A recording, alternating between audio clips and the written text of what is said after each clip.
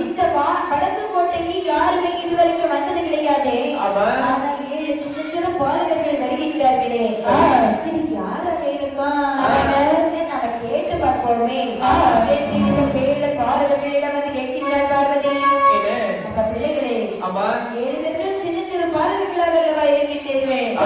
நீங்கள் யாருடைய பிள்ளைகள்? நாங்கள் தான் சங்கத்தி பெற்ற பிள்ளைகள். சங்கத்தி பெற்ற பாலகர்களா?